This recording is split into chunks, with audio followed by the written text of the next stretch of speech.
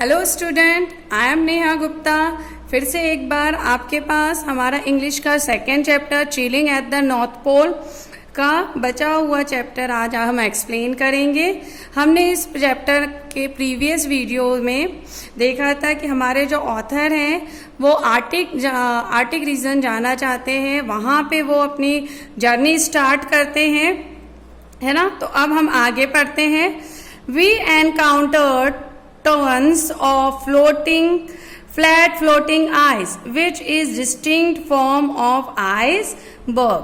मतलब उन्होंने कई सारे tons of floating ice देखे हैं and it was only on day 8। वो भी उनकी जर्नी के 8वें दिन थे। Of the expeditions that we saw the amazing wonder of ice and snow, we had now reached the latitude of 80 degrees। अब वो कहाँ पर पहुंच गए हैं? लैटिट्यूड ऑफ 80 डिग्रीज क्रॉस करने वाले हैं। It was blisteringly cold with temperature dropping to -32 degree. That means इतना ज़्यादा ठंड हो चुकी है, टेम्परेचर जो है वो -32 डिग्री पे चला गया है। And it was only when you are on a small zodiac and inflatable boat whistling towards glacier and encountering not just sub-zero temperature but equally strong winds of about 120 kilometer per hour। That means कि अब इतना ठंडा मौसम हो चुका है, चारों तरफ ग्लेशियर ही ग्लेशियर है। आप आगे बढ़ते जा रहे हो, ना सिर्फ यहाँ पे टेम्परेचर ठंडा है, साथ में जो हवाएं चल रही है, इतनी तेज और ठंडी हवाएं चल रही हैं जिसको सह पाना बहुत मुश्किल हो रहा। Do you realize why this expedition is considered to be even more grueling than the one to Antarctica? क्या आप ये सोच सकते हैं कि क्यों ऐसा कंसीडर किया गया है कि अंटार्कटिका से भी ज्यादा आर्टिक रीजन ठंडा होता है? In between all the glacial walk to be done aboard the ship every day, there were at least 3 to 4 lectures on the subject like Arctic birds, polar bears and the whales you would find in the Arctic oceans। अब चलते चलते वो जो expeditions है वो कई सारे इन्हें लेक्चर्स दे रहे हैं आर्टिक रीजन्स के बारे में, आर्टिक बर्ड्स के बारे में, पोलर बियर्स के बारे में, वेल्स के बारे में।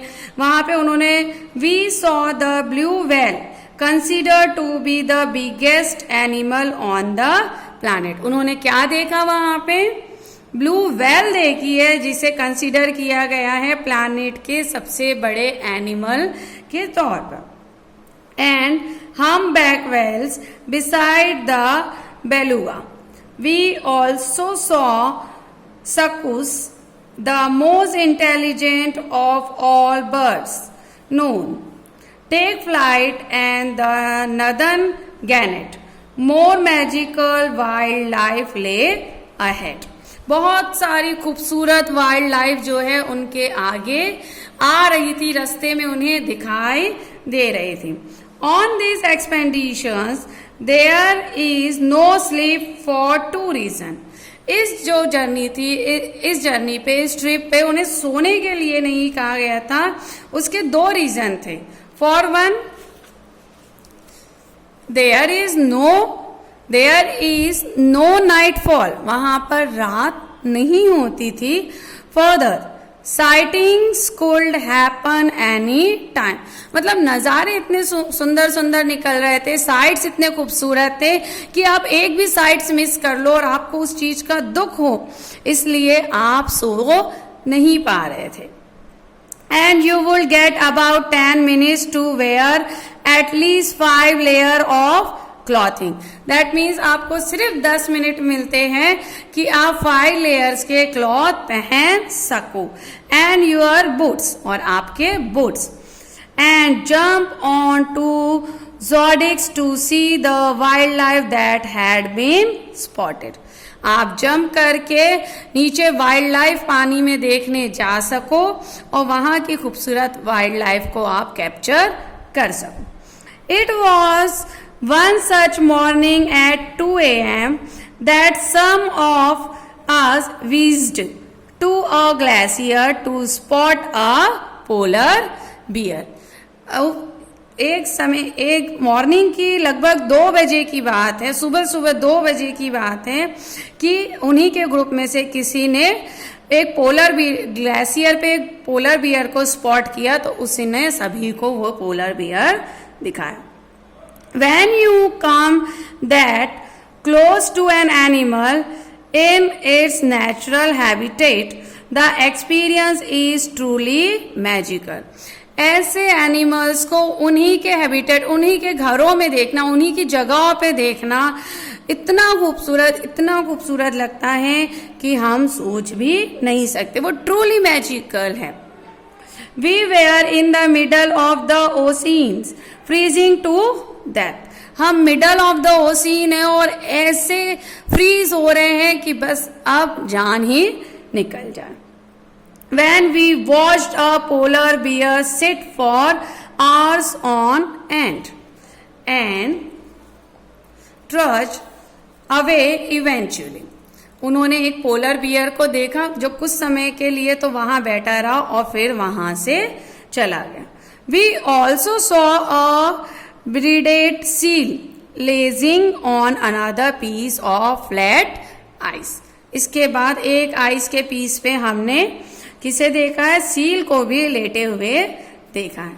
We spent almost 4 days in the regions in the coldest and the frostiest weather. यहाँ पर उन्होंने 4 दिन बिताए जो कि इतने ठंडे और ऐसे ठंडे मौसम के थे कि जो बयां भी नहीं कर सकते. There were glaciers walk glowed. चारों तरफ ग्लेशियर फ्लोट हो रहे हैं, यहाँ वहां दिखाई दे रहे हैं. And it was on one of these walk that we encounter reindeer. एक जगह हमें क्या दिखाई दिया? रेनडीर भी दिखाई दिया है. Which is larger than its depictions on pretty Santa Claus picture. That means Santa Claus के पिक्चर में जैसा रेनडीर दिखाया जाता है उससे तो वो काफी बड़ा दिखाई दे रहा था. I came away with an experience that I can never do full justice to in word. मैं वहां से लौटा एक ऐसे एक्सपीरियंस के साथ कि जहां मुझे लगता है कि मैं शब्दों से उसे एक्सप्लेन नहीं कर पा रहा हूं या जस्टिस नहीं कर पा रहा हूं, उतने अच्छे से उसे एक्सप्लेन नहीं कर पा रहा हूं.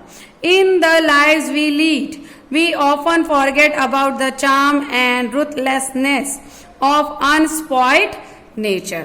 दैट मीन्स हमारी जो लाइफ है उसमें हम ऐसी लाइफ को लीड कर रहे हैं या चले जा रहे हैं जहां हम भूल गए के हैं कि जो नेचुरल ब्यूटीज है, जो खूबसूरती है, वो जो अनस्पॉटेड है, हमने जिसे देखा ही नहीं है वो सच में कितनी खूबसूरत हो सकती है. Both side elegantly for me the Arctic was not just an expedition.